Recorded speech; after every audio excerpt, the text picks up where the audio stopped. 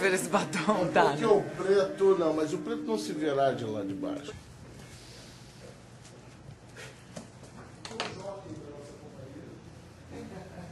Tibério está pronto. Tram, tram, trim. Boa! Boa! Boa!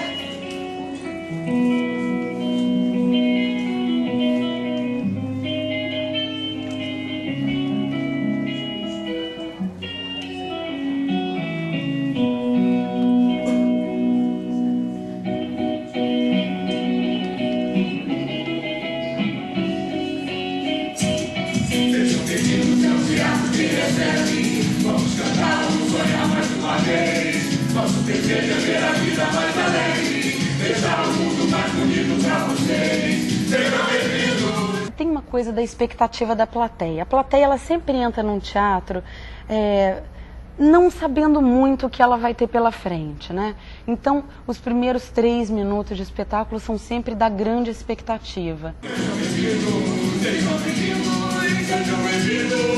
É o teatro que recebe.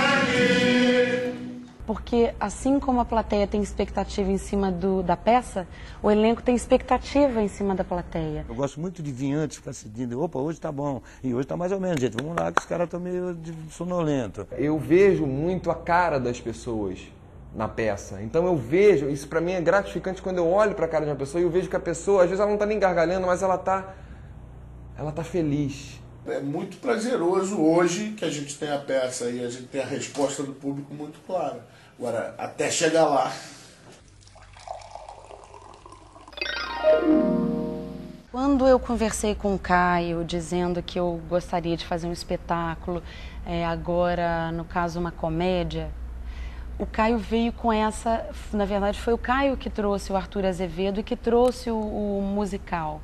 Eu descobri que o Arthur Azevedo faria 150 anos agora em 2005 e achei que seria um gancho excepcional para revisitar a obra do Arthur, que é uma obra importantíssima no Teatro Nacional. Ficamos discutindo para ver ideias, enfim, entramos num processo de brainstorm, ele trazendo sugestões de temas e de fatos que ele gostaria de abordar dentro dessa linha dele de trabalho histórico. Procurem o Arthur Azevedo. Sei que em todo dezembro ele escreve e coloca no palco de um teatro carioca uma revista contando os acontecimentos mais importantes do ano, enaltecendo certos feitos e execrando a patuscada. Sempre fiquei muito curioso para entender um pouco mais da obra do Arthur e fiquei ainda mais estupefato quando eu comecei a ver a grandiosidade da obra dele. E, particularmente, que dentro da obra dele, uma das coisas mais importantes que nós temos é essa trajetória deliciosa que são as revistas de ano.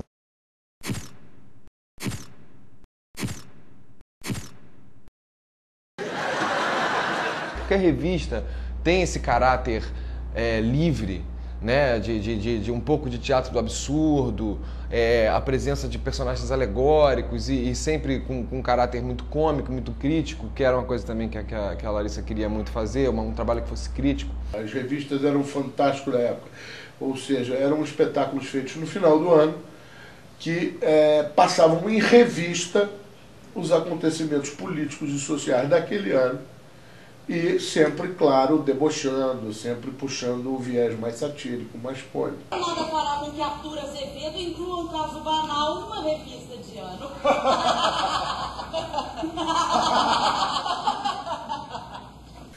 E o Arthur Azevedo se especializou nisso. Quer dizer, ele foi um cara que ele tem peças que não são revistas, mas ele durante 20 anos, todo final de ano, tinha a revista do Arthur Azevedo. Era tão sagrado quanto o peru de Natal.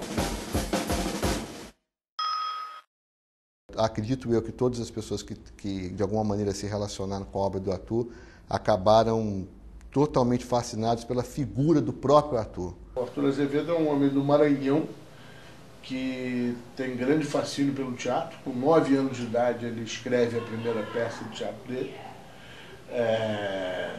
Com 13 o pai tira ele dos estudos, bota ele para trabalhar no comércio. Com 18 anos ele decide vir para o Rio de Janeiro. O Maranhão, São Luís já está pequena para o Arthur Azevedo.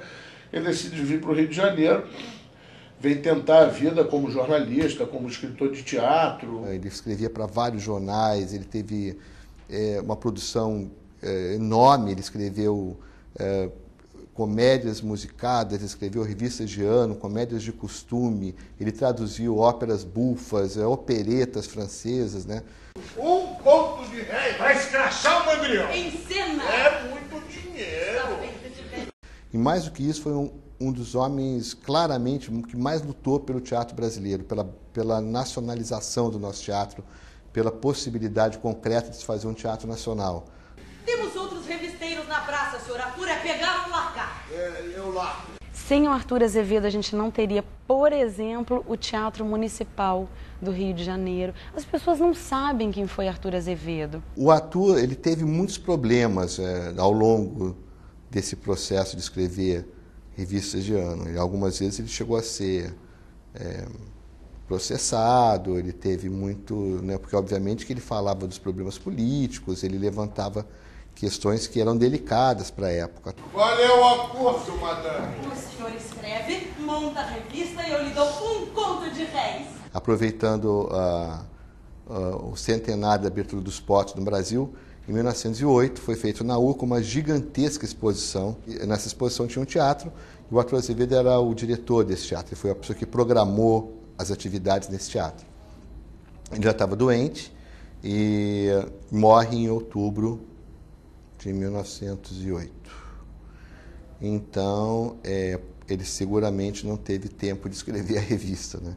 Então, achei que esse poderia ser um gancho divertido. Olha, infelizmente não vai descer. Aqui está! Porque sempre invocou ela!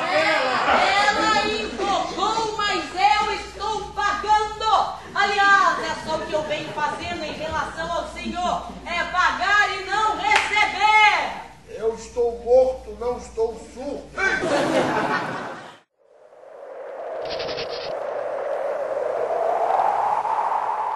E essa opção pela música contemporânea, por um cenário mais moderno, assim, apesar de a peça se passar em 1908, ela tem a ver um pouco também com o princípio do conceito que o espetáculo tinha. Ela queria uma peça que, mesmo sendo uma peça de época, acompanhando esse trabalho do Caio de pesquisa histórica, que pudesse jogar com linguagens um pouco mais contemporâneas. E um filme que eu gosto muito é o Moulin Rouge, que ele mistura esses dois conceitos, né, essas duas estéticas, e o Marcelo, como diretor de arte, juntamente com o Caio, acabou dando uma alinhavada, assim, nesse sentido. A partir disso, começamos a discutir essa história da estética da peça. Como seria essa revista? Como seria o processo de figurino? Como seria o processo de cenografia? A trilha sonora, tendo em vista que era uma peça musicada, né? Ela não é exatamente um musical, que a música é o carro-chefe. Porque, segundo o manual da revista, tem X de números musicais, X figurinos, X atores, X números de cortina. Então a gente tinha que, em fazendo uma homenagem ao Arthur Azevedo, nos moldes de teatro de revista do ano, cantar. Cantem comigo, senhores!